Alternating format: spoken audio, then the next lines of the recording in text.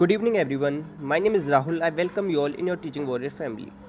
7 PM पर देते हैं हम लोग आपको साइकोलॉजी का प्रैक्टिस सेट।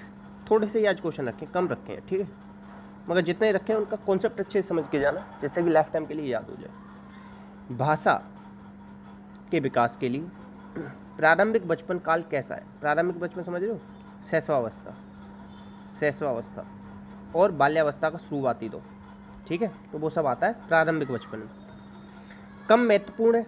देखो, भाषा कब सीखना स्टार्ट करता है बच्चा? शैशवावस्था से ही सीखना स्टार्ट करता है, तो कम महत्वपूर्ण तो होगा नहीं। अब महत्वपूर्ण है मतलब महत्वपूर्ण नहीं है, निरपेक्ष नहीं, अति संवेदनशील है। बताओ क्यों है अति संवेदनशील? क्योंकि देखो, अगर बच्चे को जो सिखा दोगे, जैसा सिखा दोगे, जैसे पता है बहुत सारे लोग गलत उच्चारण क्यों करते हैं? क्योंकि बचपन से ही उन्हें गलत सिखाया जा रहा है। अब जैसे हम पानी को अगर मम्मम कहने लग जाएंगे ना, मम्मम, तो बहुत सारे बच्चे ना आखिरी तक भी मम्मम कहने लग जाते हैं, बहुत एंड तक भी क्या बोलते हैं? मम्मम। मगर वो आखिरी में किशोरावस्था से पहले टाइम पे आके पानी बोलने लग जाते हैं, मगर क्या है, बहुत टाइम तक वो मम्मम बोलते हैं, ठीक है। तो ये क्या है? अति संवेदनशील है। कौन सा एरिया? प्रारंभिक बचपन का, ठीक है। आंसर हो जाएगा सी। दोनों जगह पूछा गया, DSSB में भी और CTET में भी। देखो, लेव वाइगोत्स्की के अनुसार क्या होता है? भाषा विकास मानव चिंतन के स्वभाव को बदल देता है। इसे रख लेते हैं पहले भी। वयस्कों और साथियों से अन्योन्य क्रिया करने पर भाषा विकास का कोई प्रभाव नहीं पड़ता। ये तो बिल्कुल गलत बात हो गई, क्योंकि प्रभाव पड़ता है। अगर ये होता है ना प्रभाव पड़ता है तो सही हो जाता, क्योंकि इन्होंने क्या दिया था? इन्होंने मनोसामाजिक नहीं, इन्होंने सामाजिक सांस्कृतिक सिद्धांत दिया था। कौन सा दिया था? सामाजिक सांस्कृतिक सिद्धांत। और जो मनोसामाजिक में बोलने वाला था ना, वो एरिक्सन ने दिया है। 8 स्टेज जो बताइए, ट्रस्ट वर्सेस मिसट्रस्ट से जो स्टार्ट होती है, ठीक है। नेक्स्ट है, भाषा विकास में संस्कृति की भूमिका बहुत कम होती है। गलत। इन्होंने तो कहा था संस्कृत भाषा विकास कहाँ से होता है? संस्कृति को तो इन्होंने सबसे ज़्यादा महत्व दिया है, तो सब कम लिख दिया, इसलिए कट गया, ये भी कट गया। बच्चे भाषा का अर्जन एक युक्ति से कोई भाषा सीखते, ये भी सही नहीं लग रहा। अब एक चीज़ बताऊँ, यहाँ लिख दिया मैंने वाइगोत्स्की, यहाँ लिख दिया पियाजे। पियाजे कहते हैं कि पहले क्या आता है? थॉट आता है, फिर लर्निंग होती है, ठीक है, लैंग्वेज आती है। और वाइगोत्स्की क्या कहते हैं कि पहले लैंग्वेज आती है, फिर थॉट आता है। तो देखो यहाँ पे भी उसने क्या लिखा, पहले भाषा आ गई, और भाषा क्या कर रही है? मानव के चिंतन के स्वभाव को बदल रही है। तो पहले लैंग्वेज आई, फिर उसने थॉट को क्या कर दिया? चेंज कर दिया। तो आंसर क्या हो जाएगा? ए। अगर यही होता कि पियाजे के अनुसार, यहाँ क्या लिख दूँ? पियाजे के अनुसार, तो ये आंसर क्या हो जाता कि जो मानव जो चिंतन, यहाँ भाषा की जगह चिंतन हो जाता और चिंतन की जगह भाषा हो जाती, ठीक है। क्योंकि इन दोनों ने क्या कहा? एक दूसरे का उल्टा कहा है। समझ में ना आ रहा हो तो कमेंट बॉक्स में पूछ लेना, वहाँ एक्सप्लेन कर दूंगा। इसमें से कौन सा कथन भाषा और विचार, वही बात है, लैंग्वेज और थॉट, जो मैंने ऊपर एक्सप्लेन किया वही है, के बारे में पियाजे और वाइगोत्स्की के दृष्टिकोण को सही वर्णन करता है? तो देखो, पियाजे क्या कहते हैं, मैंने बताया था ऊपर, पियाजे के साथ पहले क्या आता है? थॉट, फिर आती है लैंग्वेज। वाइगोत्स्की के साथ पहले लैंग्वेज, फिर आता है थॉट, ठीक है। पियाजे के अनुसार पहले विचार जन्म लेता है, सही बात है, और वाइगोत्स्की के अनुसार पहले भाषा का विचार पर प्रभाव पड़ता है, ठीक है। यही तो बात कही, यही इनकी सही हो जाएगी। आंसर क्या हो जाएगा? ए, ठीक है। कॉल सैनिक, देखो, कॉल सैनिक ने किस पर कार्य किया? चिंतन पर कार्य किया है। किस पर कार्य किया? चिंतन के क्षेत्र में बहुत कार्य किया है इन्होंने, ठीक है। तो संकल्पनाओं का पुनर्गठन जब कार्य चिंतन के क्षेत्र में किया, चिंतन लगा दो। एक 5 वर्ष का बालक किस प्रकार का चिंतन करता है? कितने साल का? 5 साल। देखो, पियाजे ने कहा है कि मूर्त चिंतन कब चालू होता है? मूर्त चिंतन और या तार्किक चिंतन, मूर्त चिंतन करने लग जाता है या तर्क देने लग जाता है 7 से 12 वर्ष में, या 7 से 11, जो भी आप माने, ठीक है। पहला होता है जन्म से 2, 2 से 7, और 7 से 11, और 11 से 15, ऐसे है ना। तो मूर्त कब होता है? तीसरी अवस्था में होता है। तो ये तो होगा नहीं, क्योंकि तीसरी अवस्था 7 से स्टार्ट होती है, और ये बच्चा कितने साल का है? 5 साल का है, तो ये कर नहीं पाएगा, तार्किक कर नहीं पाएगा, निर्देशित नहीं कर पा रहा। ये परावर्तित चिंतन करता है, अपनी चीज़ों को बार बार उसी चीज़ों को रिपीट करता रहता है। और 5 साल के बच्चे को क्या कहा है? ईगोसेंट्रिक कहा है। क्या कहा है? ईगोसेंट्रिक कहा है पियाजे ने। और वाइगोत्स्की ने क्या कहा है? इसे प्राइवेट स्पीच। और पियाजे ने क्या कहा है? पियाजे ने कहा है कि जितने भी क्या होते हैं? सिंबॉलिक थॉट होते हैं। कौन से थॉट? Symbolic thought. वो सब कहाँ जाते हैं? इसी में, दूसरी अवस्था में, ठीक है।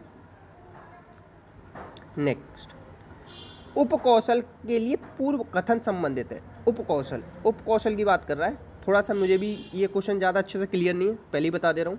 तो इसमें क्या है, सीधे सीधे आंसर देख लो, इसका क्या है, डी। पढ़ना क्या है, संबंधित है।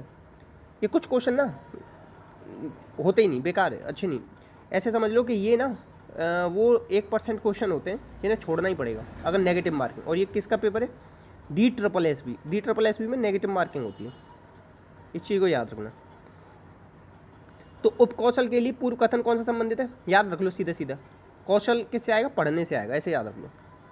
कम से कम जोड़े किस प्रकार बना सकते हैं, कम से कम जोड़े किस प्रकार में अभ्यास में दिए जाते हैं, संरचना में दिए जाते हैं। किस में दिए जाएंगे, संरचना में। भाषाई कौशल पढ़ने चाहिए। भाषाई कौशल कौन से होते हैं, पहले तो ये बताऊँ, भाषाई कौशल कौन से होते हैं, LSRW, listening, speaking, reading, writing, ठीक है। और रिसेप्टिव स्किल्स होती हैं दो, कौन सी होती हैं, रिसेप्टिव स्किल्स। L और R क्या है, रिसेप्टिव स्किल्स, ठीक है। और प्रोडक्टिव स्किल क्या है, स्पीकिंग और राइटिंग, मतलब जिन्हें आप अपने भावों को प्रकट करते हो इससे, स्पीकिंग से और राइटिंग से। तो भाषाई कौशल पढ़ने चाहिए, कैसे पढ़ने चाहिए, पृथक पढ़ने चाहिए नहीं, एकीकृत तरीके से पढ़ने चाहिए। कैसे, एकीकृत, एक साथ पढ़ते हैं हम, ठीक है। और एक क्वेश्चन और आता है कि भाषाई कौशल कैसे होते हैं, अंतर संबंधित होते हैं, हमेशा ये लगाना। एक शिक्षिका, देखो इसमें गलत आंसर दे रखा है इसका, इसमें आंसर दे रखा है सी, मैंने पढ़ रखा था, क्या आंसर दिया, सी, मगर इसका आंसर सी नहीं है।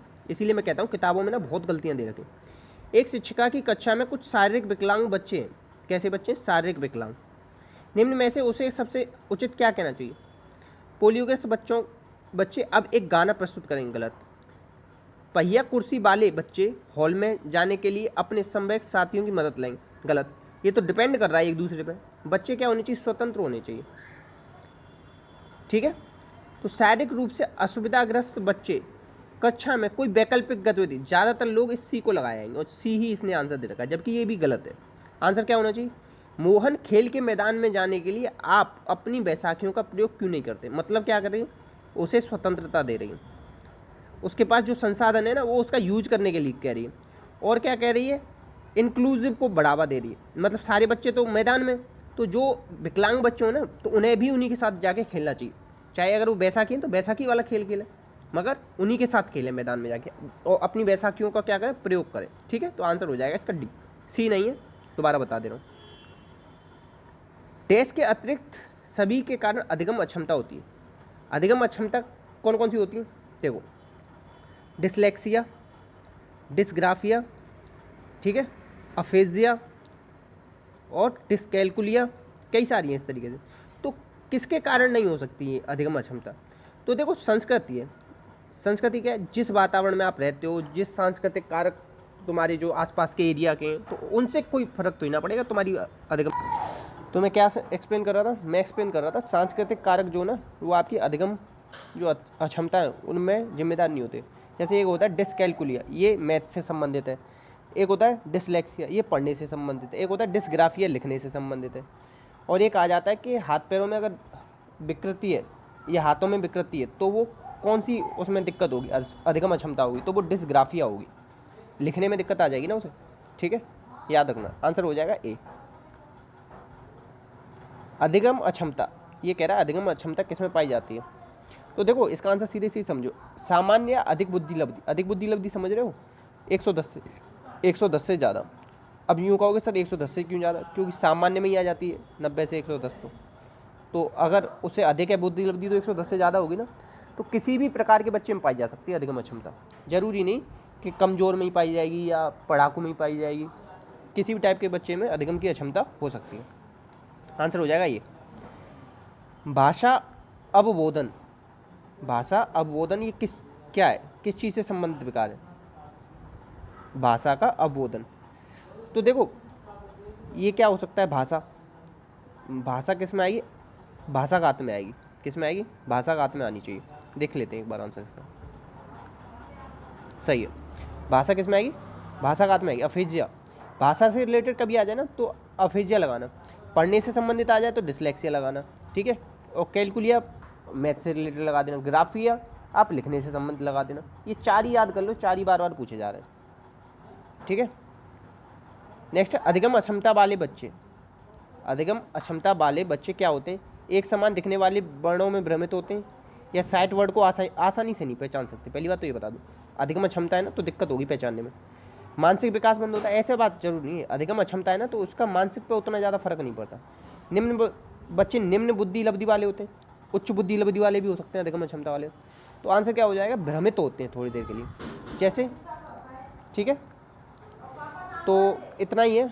इस वीडियो को शेयर कर देना, अच्छी लगी हो तो लाइक कर देना प्लीज़। ठीक है, और अपना का ख्याल रखना। बाकी अगर कोई कन्फ्यूजन हो तो कमेंट बॉक्स में लिख देना।